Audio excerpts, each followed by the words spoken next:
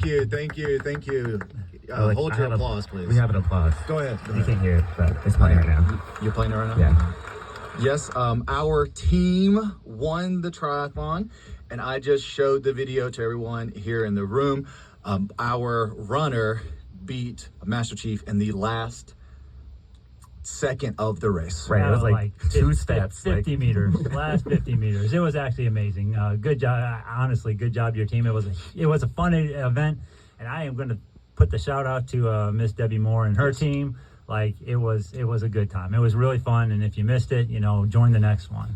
Yes, I mean, it makes us want to do another one right away because we did have smaller numbers. I think we had 30-ish total people competing in it. We'd like for that to be around 50 or 60 with 20-ish, 30 individuals, and then, 10 teams.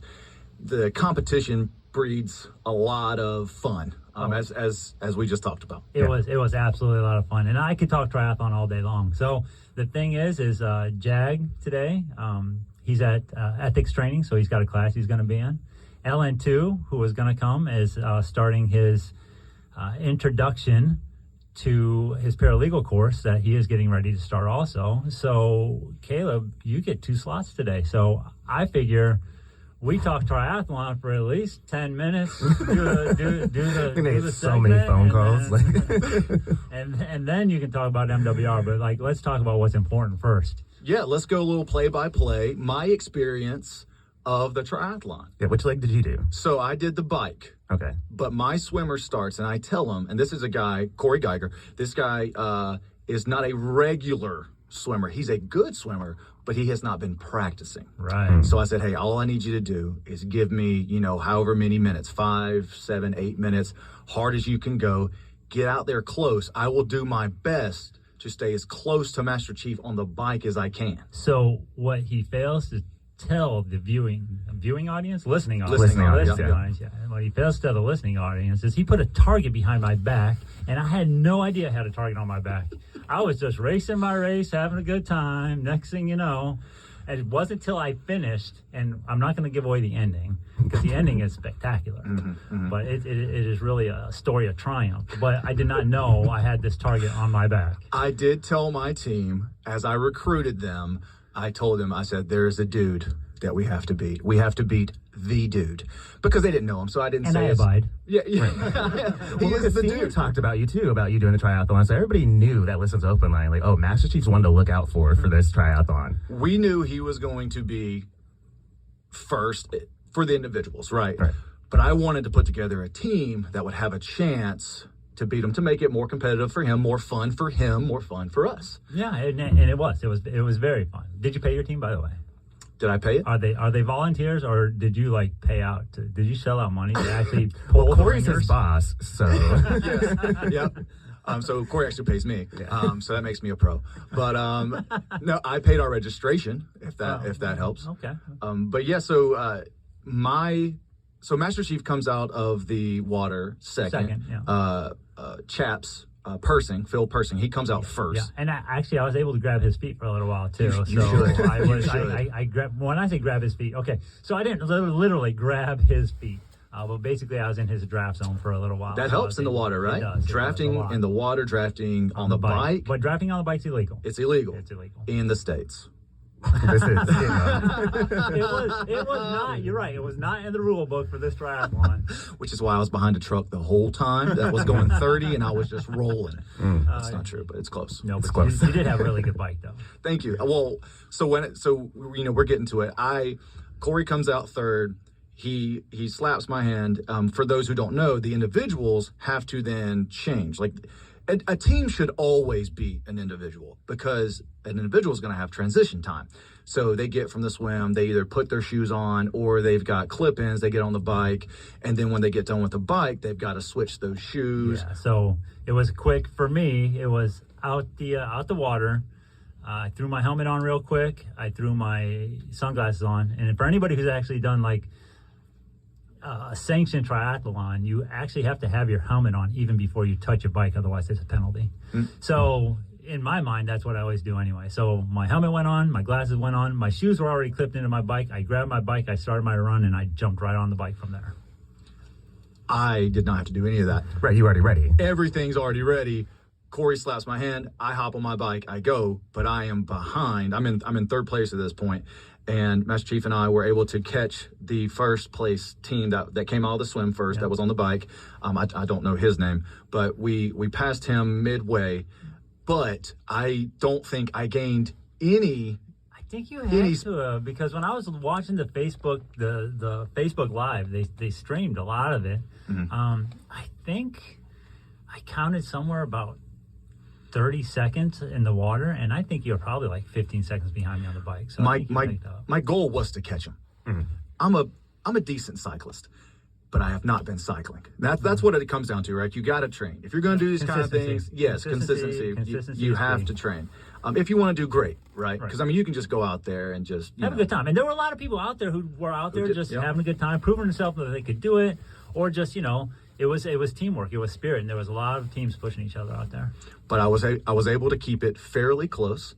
So then I get in, I slap my partner, Elena Gully. She's a nurse at the school, and she sets off. I would say starts off 10 to 20 yards behind you. Yeah, I'd agree. And did she keep that the whole time until the end? So here's the thing: is I got off the bike and I take my shoes off before so my feet go on top of my pedals.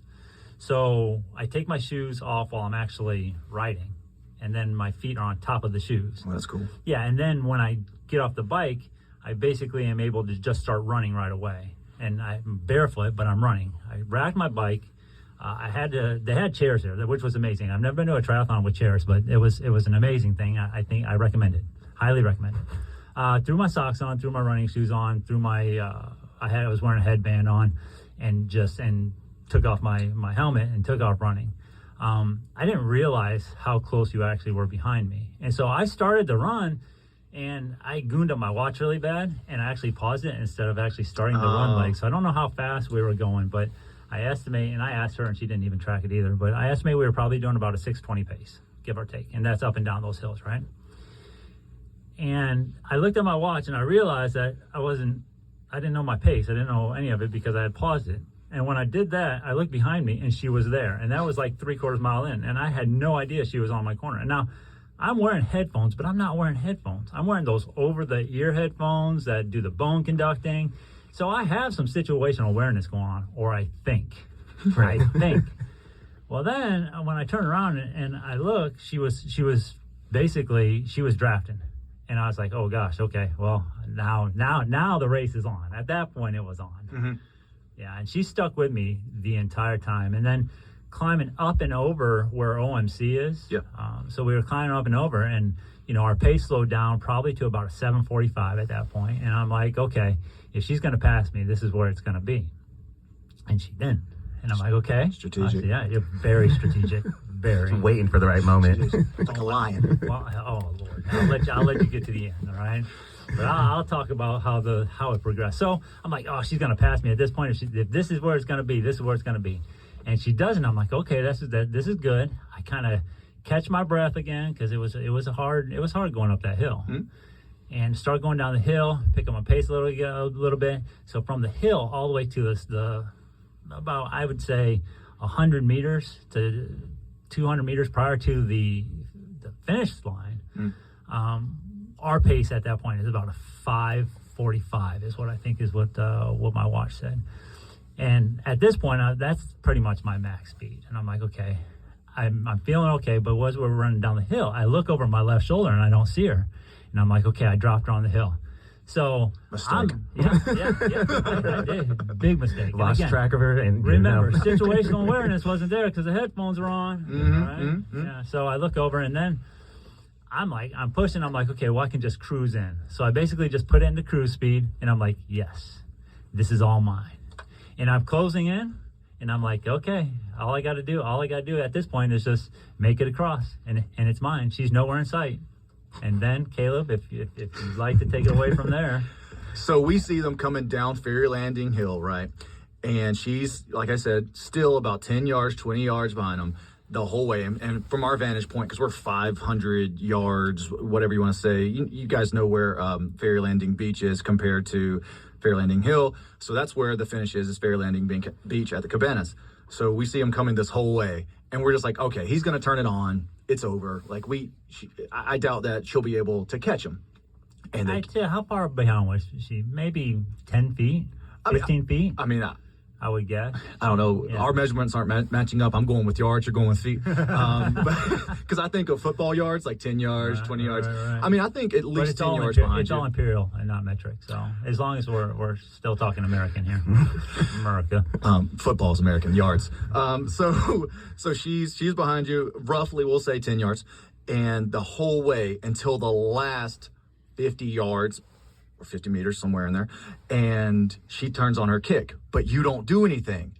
And I see the headphones in your head. I'm like, oh no, he doesn't see it. And our whole crew is going crazy. We're like screaming and yelling. You don't look at us. You don't look at anybody jumping around. You're just cruising on. She kicks, and then she passes him maybe 2 yards before the finish line. And I had no idea. Like all of a sudden, she's right in my peripheral, and I don't even have a chance to respond. Now, I don't know if I had the energy to respond or not. Right. I mean, because it happened so quick, and she was across the finish line like a no. It was just like the Kentucky Derby. She was Mystic Dan and I was Sierra Leone. Like it happened just like that, and it really was.